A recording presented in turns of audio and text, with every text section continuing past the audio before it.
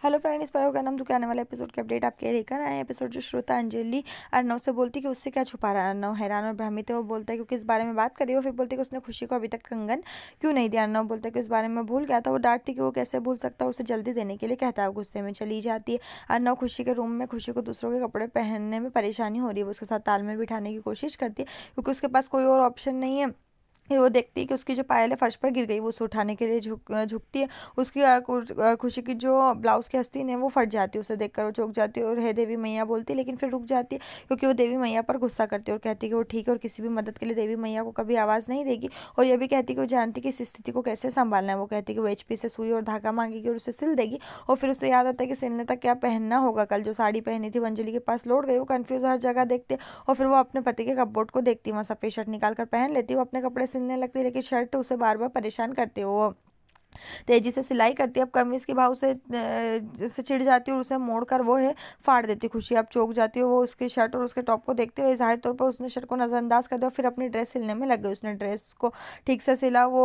फिर वो उसको रखने के लिए वो सोचती है कि अब वो शर्ट को जो है जैसे ही पूरा सिलकर वो ख़त्म कर देता है। मामी पुल के किनारे मिले कंबल और तकिए के बारे में बात करिए और मामा से कहती है कुछ तो गड़बड़ है और कुछ अजीब लग रहा है। मामा जिसकी सब बकवास सुनते पास से गुजरे अर्नव ने ये सब सुन लिया और मामी जी के साथ मामा जी की बातचीत को सुन लेता है और कहते हैं कि अब मुझे इसके बारे में पता चला लगाना पड़ेगा। कहानी में कुछ गड़बड़ है क्योंकि अर्नव और खुशी की शादी हो गई और इतनी तो तेज़ी से दोनों के बीच लड़ाई भी हुई। कहती है अब इसे चेक करना चाहिए। खुशी अपने कपड़े सिलने में बिजी थी और सिलाई का काम पूरा करने के बाद वो अपने पति के कदमों की आहट को सुनती है और डरी हुई और पर्दे के पीछे छिप जाती है। अर्नव देखता है वो धीमी आवाज में बड़बड़ाता है क्या। वो फिर उसके पास जाता है, पर्दा हटा लेता है। खुशी ने कसकर अपनी आंखें बंद कर ली और काँप रही है। अर्नव देखता है कि उसने उसकी शर्ट पहनी और कहता है क्या, लेकिन तभी उसकी नज़र मामी पर पड़ती है और फिर वो पुल के बगल में सीढ़ी पर खड़े होकर अर्नव खुशी को दूरबीन से पकड़ने की कोशिश कर रही है और वो अपने गुस्से को कंट्रोल करने की कोशिश करता है। खुशी ने धीरे से अर्नव को देखने के लिए अपनी आंखें खोली जिस पर अब तक कोई प्रतिक्रिया नहीं हुई थी।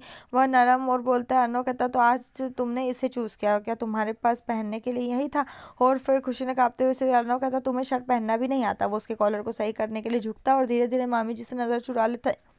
अन्नव कहता अब ठीक है। खुशियाँ विश्वास में उसकी ओर देख रही है और कहती इससे क्या हो गया। और फिर इधर मामी अभी भी कमरे में झांक रही है। अन्नव उसका हाथ पकड़कर सोफे पर बिठा देता है। वो उसे एक मुस्कान देता है। खुशी वापस बैठती है। वो अपनी आंखों पर भरोसा नहीं होता। अर्नव कहता मैं तुम्हें कुछ देना चाहता हूँ। वो कंगन लेने के लिए मुड़ता है। अर्नव उसे कंगन दिखाता है, कहता है ये आपके लिए। वो धीरे से उसका हाथ लेता है और उसकी शर्ट को देखता है वो ऐसे और फिर कहता है कि अगर मामी नहीं होती तो फिर वो बोलने वाला तो तुम्हारी हिम्मत कैसे हुई। फिर वो उसके बाद मामी जी देख रही है, चौंक जाती है। अन्नव गुस्से में क्योंकि उसमें भी एक दाग और वो फट गए। वो अपने हाथों को दूर ले जाते दूसरे हाथ के आस्तीन में रगड़ कर हटा देती है। अन्नव ने कहा धिक्कार है।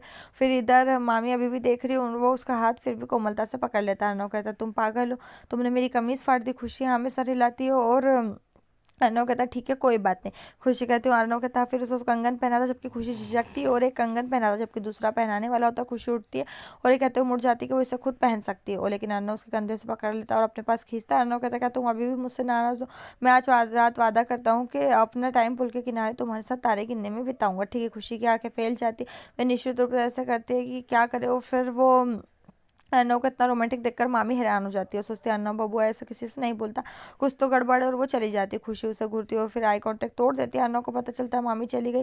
वो वापस अपने अर्नव लुक में बदल जाता है और उसे दूर धकेल देता है जिससे खुशी फिर चौंक जाती है। अर्नव कहता है तुम्हारे पास मेरी शर्ट वापस करने के लिए बस 1 मिनट है और अगली बार पुल की तरफ से तकिया और कंबल लेना ना भूले। ये गलती दोबारा मत करना। मुझे इसलिए करना पड़ा क्योंकि मामी को शक हो रहा था और वो हमें देख रही थी।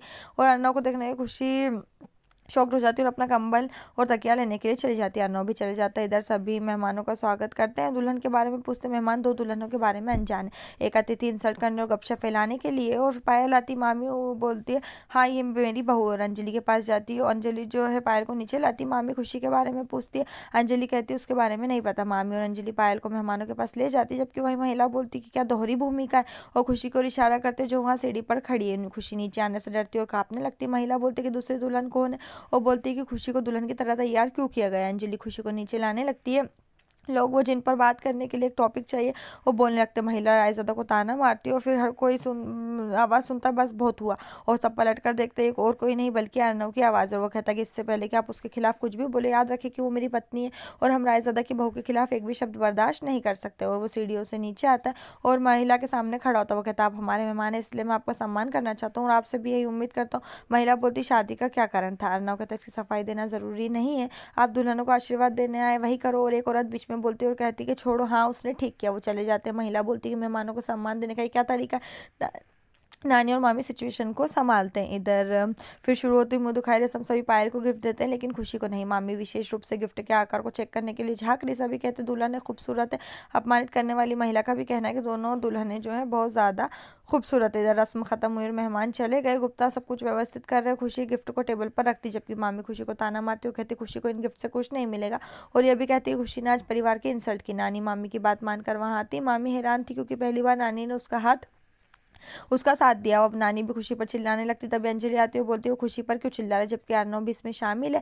अर्नव आता, नानी उसे बुलाती, वो अर्नव को डांटने लगती, लेकिन वो कहता है कि उसने मेहमानों के सामने कुछ भी गलत नहीं बोला और उसने सही कहा। मामी भी कुछ कहती है लेकिन फिर वो कहते हैं अर्नव कहता है खुशी मेरी पत्नी, वो इस घर की बेटी बहू है और मैं इस परिवार को किसी भी सदस्य के खिलाफ बात करने वाले किसी को भी स्वीकार नहीं कर सकता। और अगर ऐसा दोबारा हुआ तो मैं वैसे ही व्यवहार करूंगा जैसा मैं आज था।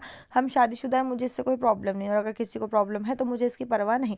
और यहीं पर जो ये एपिसोड खत्म। इस तरह के और एपिसोड पाने के लिए चैनल को सब्सक्राइब, साथ में बेल भी प्रेस करें।